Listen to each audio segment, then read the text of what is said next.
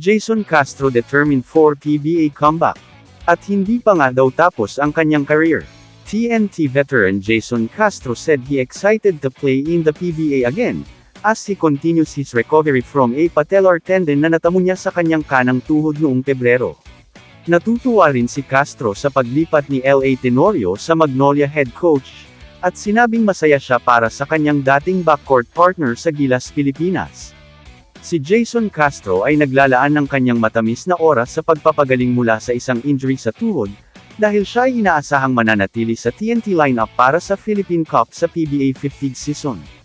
Sinabi ni Castro, na nagtamo ng injury sa Commissioner's Cup noong nakaraang season noong Pebrero, na hindi niya minamadali ang kanyang pagbabalik, lalo na't ito ang unang beses niyang naharap sa malaking injury.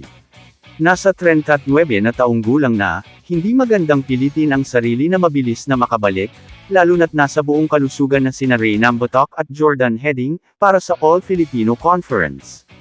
Naniniwala si Castro na makakabalik siya sa dati at mapapanatili ang kanyang husay, at kailangan lang niyang maglaan ng oras para makabawi, kahit inamin niyang hindi madali ang daan patungo sa kanyang pagbabalik.